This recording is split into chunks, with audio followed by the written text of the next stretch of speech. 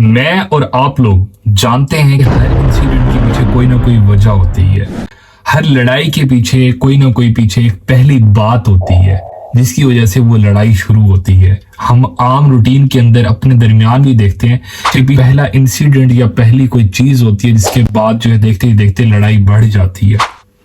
आग लगती है, आग पूरे शहर के अंदर अगर फैलना शुरू हो जाए तो पीछे जो वजह होती है वो तीली होती है माचिस की या फिर चिंगारी होती है। आप लोगों ने वर्ल्ड वार 1 के बारे में बहुत कुछ सुना होगा। वर्ल्ड वार 1 के अंदर कई मुल्क लड़े, जाने गए, 2 करोड़ लोग मर गए।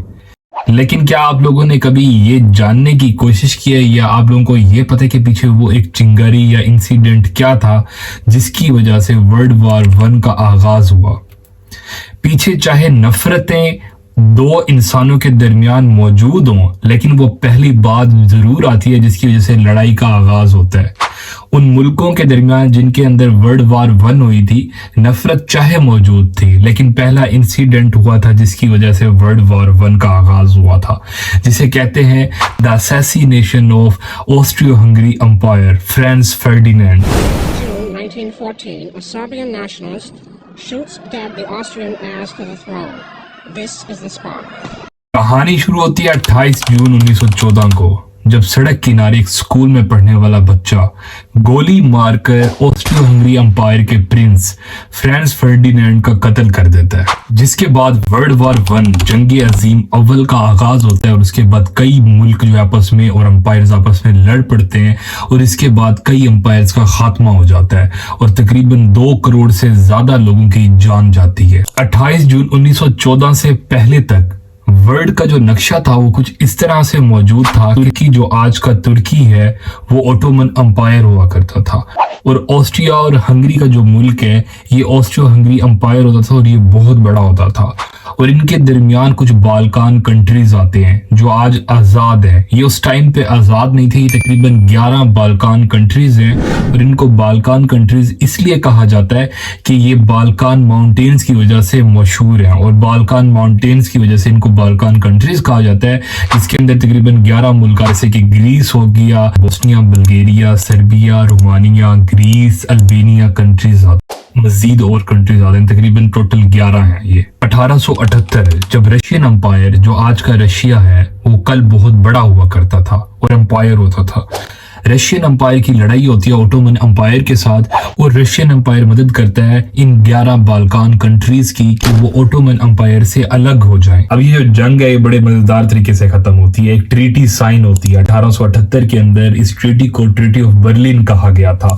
रशिया के दरमियान, ओटोमन एम्पायर के दरमियान और ऑस्ट्रियो हंगरी एम्पायर के दरमियान ये ट्रीटी साइन होती है और तीनों मुल्क ये जो है इस बात के ऊपर मुत्तफिक होते हैं कि जो बाल्कान कंट्रीज हैं जिसके अंदर बोस्निया और हेर्जेगोविना का जो कंट्री है इसके ऊपर टेम्परेरली जो एडमिनिस्टर करेगा वो हमारे पास ऑस्ट्रियो हंगरी एम्पायर करेगा, लेकिन ये जो हिस्सा रहेंगे वो ओटोमन एम्पायर का ही हिस्सा रहेंगे। ये जो टाइम था ये ओटोमन एम्पायर के लिए बड़ी बदकिस्मती का टाइम था क्योंकि ये आहिस्ता आहिस्ता कमजोर होना शुरू हो गया था। 1878 के बाद अक्टूबर 1908 के अंदर इतना कमजोर हो चुका था कि इसके अंदर रेवोल्यूशन स्टार्ट हो गई थी, इंटरनल प्रॉब्लम्स आना शुरू हो गई थी, लोग जो है वो एहतजाज करना शुरू हो गए थे और इंटरनल प्रॉब्लम्स की वजह से बहुत कमजोर हो चुका था और इतना कमजोर हो चुका था कि 1908 अक्टूबर के अंदर जो ऑस्ट्रियो हंगरी एम्पायर है वो बोस्निया के ऊपर और हेर्जेगोविना के ऊपर कब्जा कर लेता है, इसको एनेक्स कर लेता है, इसके अंदर इन्वेड करने लगता है और बल्गेरिया यहाँ पर एक अलग और आजाद वतन बन जाता है। इस पॉइंट के ऊपर एक बड़ा मसला आता है। बोस्निया और हेर्जेगोविना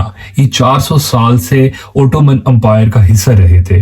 ओटोमन एम्पायर ने इनके ऊपर हुक्मरानी की थी और अब ये आजाद होना चाहते थे और इसके अंदर रहने वाले लोग भी आजाद मुल्क चाहते थे, लेकिन यहाँ पर इस टाइम के ऊपर ऑस्ट्रियो हंगरी एम्पायर इसके ऊपर हुक्मरानी करना चाहता था, इसको एनेक्स करने लगा था और इसके अंदर रहने वाले लोग नाराज थे और खफा थे।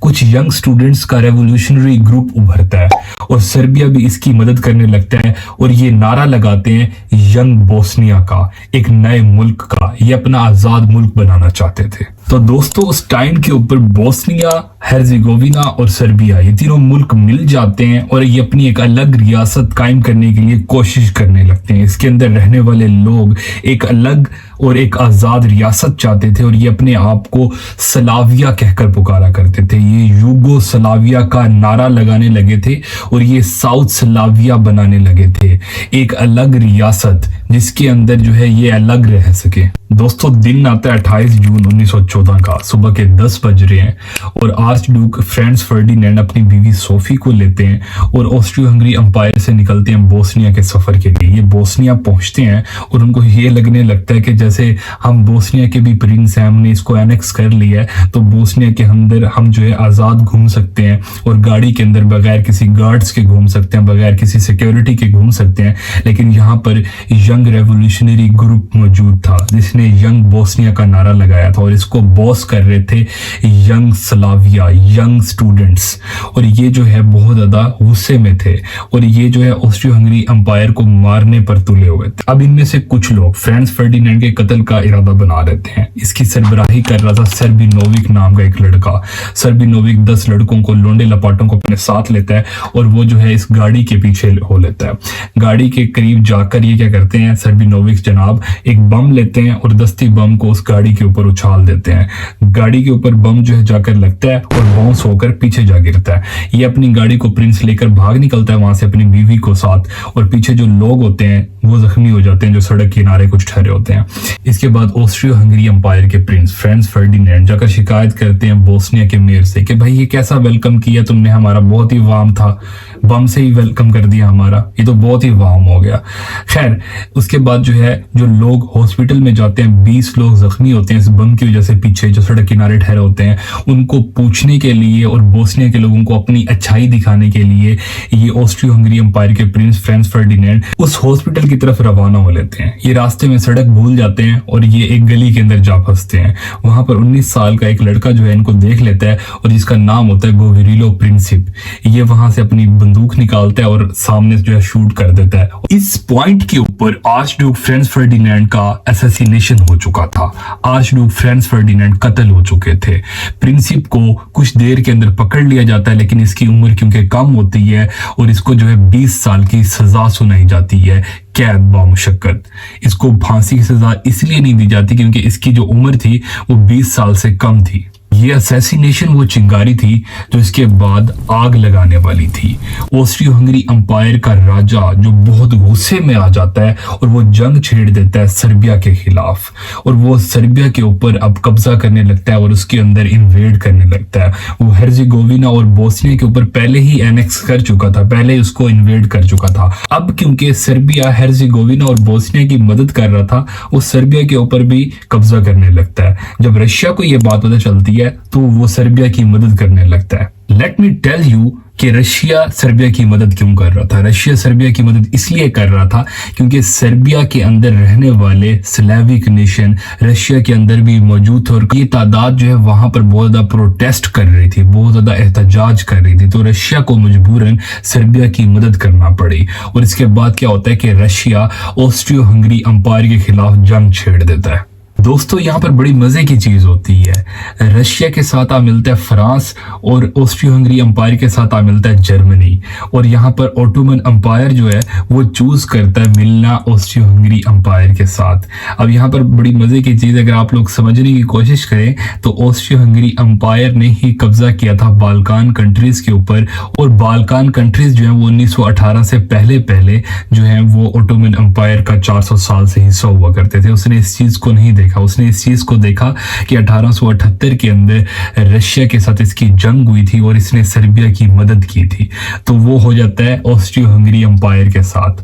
अब इसके बाद क्या होता है कि रशिया और फ्रांस के साथ मिलता है बर्तानिया, क्योंकि इनकी एक पहले से ट्रिपल इंटिटेट के नाम से एक ट्रीटी साइन हुई थी जिसके तहत ये तीनों मुल्क एक दूसरे की मदद करने का मुआहदा कर चुके थे। और इसके बाद क्या होता है कि बर्तानिया के साथ यूएसए और जापान भी आ मिलते हैं। अब बनता है वो असल पैटर्न जो आपको वर्ल्ड वॉर 1 के अंदर नजर आता है, सेंट्रल पावर्स और एलाइड पावर्स। सेंट्रल पावर्स जिसके अंदर ऑस्ट्रियो हंगरी अंपायर खड़ा था, उसके पीछे जो है जर्मनी। ऑस्ट्रियो हंगरी अंपायर के आगे मदद करने के लिए ऑटोमन अंपायर खड़ा था। और इसके अलावा अलाइड पावर्स थी जिनके अंदर हमारे पास रशिया था और रशिया की मदद करने के लिए फ्रांस मौजूद था, और इन दोनों की मदद करने के लिए बरतानिया मौजूद था, और बरतानिया के पीछे यूएसए और जापान खड़ा था। ये आपस में लड़ने के लिए तैयार थे और ये जंग का आगाज हो चुका था। यहाँ पर हम इस वीडियो को एंड करते हैं, इंशाल्लाह मिलते हैं नेक्स्ट वीडियो के अंदर। तब तक के लिए अल्लाह हाफिज। Thank you so much for watching my video. अगर आप लोगों को ये वीडियो पसंद आई है और अगर आप लोग इसका नेक्स्ट पार्ट चाहते हैं तो कमेंट के अंदर जरूर बता सकते हैं। आप लोग हमें फेसबुक के ऊपर, इंस्टाग्राम के ऊपर भी फॉलो और लाइक कर सकते हैं। उसका जो लिंक है वो डिस्क्रिप्शन के अंदर मिल जाएगा। अल्लाह हाफिज।